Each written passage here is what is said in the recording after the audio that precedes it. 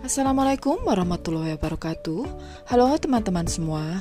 Bagi kalian yang tinggal di Jakarta, tentu tidak asing lagi dengan museum fenomenal ini yang beralamatkan di Jalan Taman Fathahillah nomor 1, Jakarta Barat. Saat ini saya tengah berdiri di areal Museum Fathahillah atau sering disebut Museum Sejarah Jakarta. Bangunan ini mulai dibangun pada tanggal 23 Januari tahun 1707. Didesain oleh seorang arsitektur W.G. van den Veld dan insinyur teknik J. Kramer. Bangunan ini dahulu merupakan balai kota Batavia yang dibangun selama 5 tahun, yaitu tahun 1707 hingga tahun 1712 atas perintah Gubernur Jenderal Johan van Horn. Dari sisi arsitektur, bangunan ini menyerupai Istana Dam di Amsterdam. Terdiri atas bangunan utama dengan 2 sayap di bagian timur dan barat, serta bangunan tambahan yang digunakan sebagai kantor, ruang pengadilan, serta ruang-ruang bawah tanah yang dipakai sebagai penjara. Pada tanggal 30 Maret tahun 1974, bangunan ini kemudian diresmikan sebagai Museum Fathahillah. Museum Fathahillah ini memiliki fasilitas-fasilitas yang berupa perpustakaan, kantin, souvenir shop, sinema, musola, ruang pertemuan dan pameran, serta taman-taman yang cantik. Untuk memasuki Museum Fathahillah ini, kita cukup membeli tiket dengan harga Rp5.000, sedangkan untuk siswa dan rombongan sekolah seharga Rp2.500 sampai Rp3.000. Dan jangan lupa, kita harus membeli kartu dari Bank DKI yang nantinya bisa di top up sesuai dengan nominal yang dibutuhkan untuk membeli tiket. Setelah itu kita akan diberikan name tag sebagai tanda visitor untuk memasuki museum ini.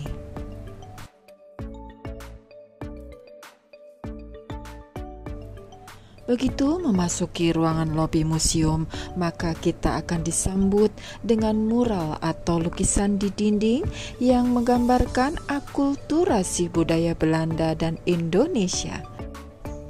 Di dalam lukisan tersebut digambarkan tentang sosok-sosok kolonialis Belanda yang mengenakan pakaian khas dari Nederland. Di sana pula digambarkan sosok-sosok dari orang lokal pribumi, khususnya dari tanah Jawa, yang mengenakan baju surban dan tutup kepala yang sering disebut sebagai blangkon. Digambarkan pula tentang sosok-sosok pejuang dari Indonesia dengan bambu runcingnya yang khas ketika melawan penjajahan Belanda. Begitu keluar dari ruangan lobi museum, maka kita akan disambut dengan halaman yang sangat indah. Lalu kita akan memasuki bagian utama ruangan museum, yaitu ruangan Diponegoro, di mana di sana tersimpan benda-benda purbakala yang bernilai sejarah yang amat tinggi. Ruangan pertama yang kita masuki menjelaskan tentang sistem kepercayaan Kerajaan Tarumanegara. Di sana terdapat pula patung Ganesha yang diketemukan secara tidak sengaja dalam penggalian pondasi bangunan di Warung Puncit Pasar Minggu pada tahun 1990. Terdapat pula patung Durga Kali yang diketemukan di sebelah timur Tanjung Priok pada tahun 1883. Memasuki ruangan kedua, kita akan melihat tentang batas-batas wilayah kekuasaan Kerajaan Tarumanegara. Di sana pula kita akan melihat beberapa prasasti yang tersimpan sebagai bukti kejayaan Kerajaan Tarumanegara.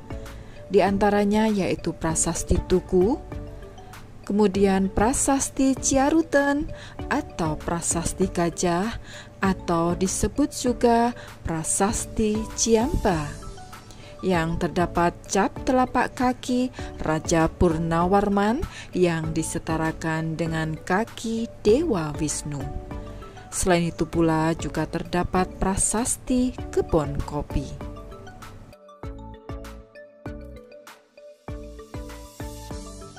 Memasuki ruangan berikutnya, maka kita akan tiba di zaman batu, yaitu masa zaman prasejarah yang luas ketika manusia menciptakan alat dari batu karena tidak memiliki teknologi yang lebih baik.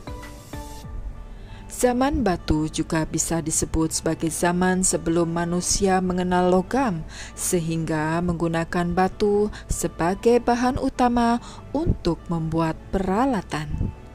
Sesungguhnya mereka menggunakan kayu, tulang, dan bahan lain juga digunakan, tetapi batu terutama flint dibentuk untuk dimanfaatkan sebagai alat memotong dan senjata.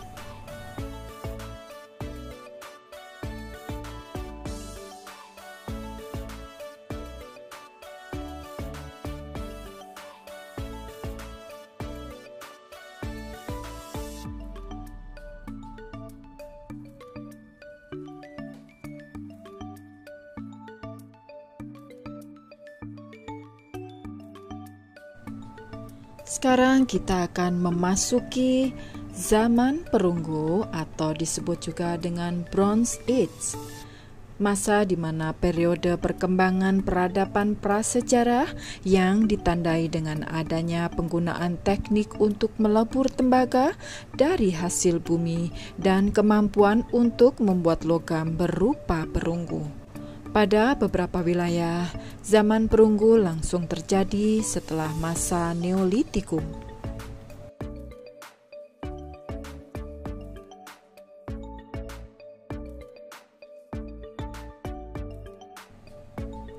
Nah, teman-teman semua, kali ini kita akan memasuki masa prasejarah di Jakarta.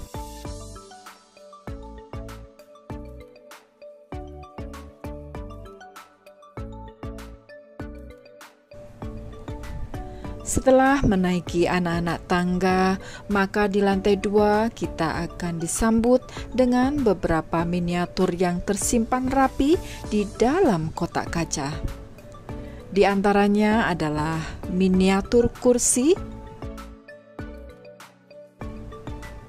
kemudian miniatur kotak penyimpanan, miniatur timbangan beras, miniatur alat ukur bangunan, miniatur batu timbangan, miniatur alat ukur bata atau pencetak bata, serta miniatur alat ukur atau pencetak genteng. Sekarang kita akan menyusuri transformasi dari Batavia menuju Jakarta.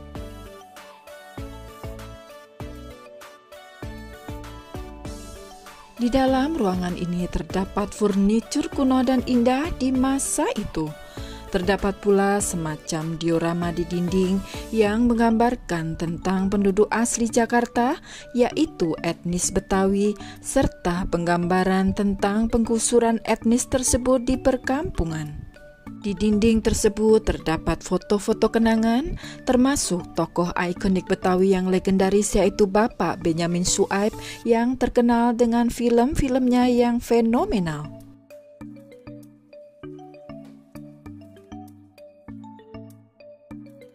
Selain furnitur, dipajang pula perhiasan-perhiasan khas pengantin Betawi serta alat cetak kue-kue tradisional khas Betawi.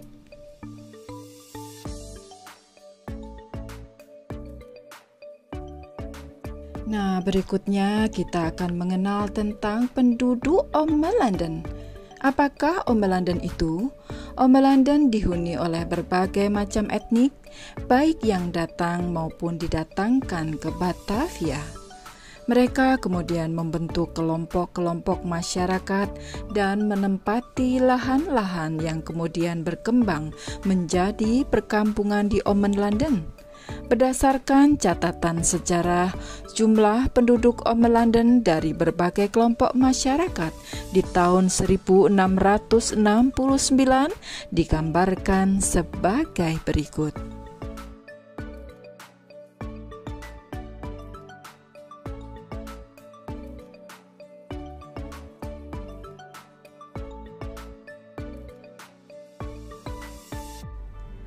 Di ruangan ini menggambarkan transformasi Balai Kota Batavia yang dari sisi arsitekturnya menyerupai Istana Dam di Amsterdam.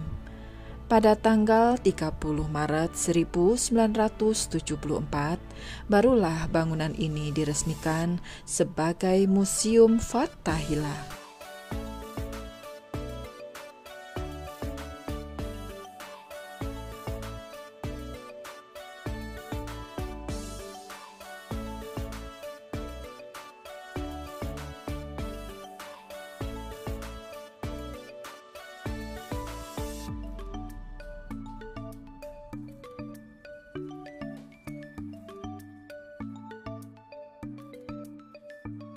Di ruangan ini dikisahkan tentang berakhirnya kemakmuran dan keindahan Batavia pada tahun 1733 karena dilanda wabah penyakit malaria sehingga ribuan penduduk Batavia menjadi korban, yaitu sekitar 2.000 orang yang meninggal karena serangan wabah malaria tersebut.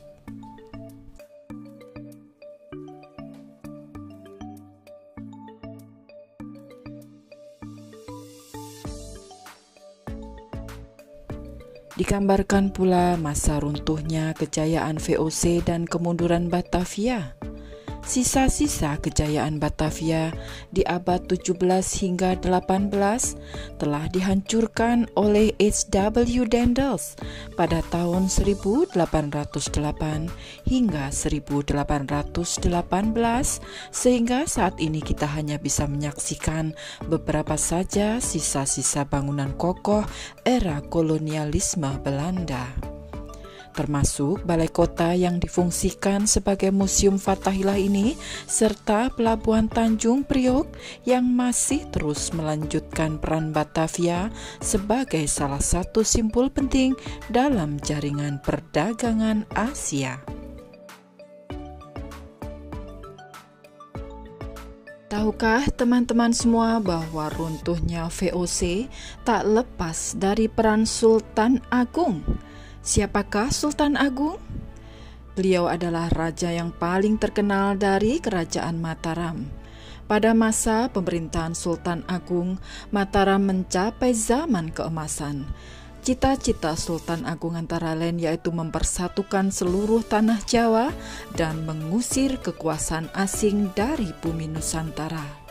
Terkait dengan cita-cita Sultan Agung ini, maka Sultan Agung sangat menentang keberadaan kekuatan VOC di tanah Jawa.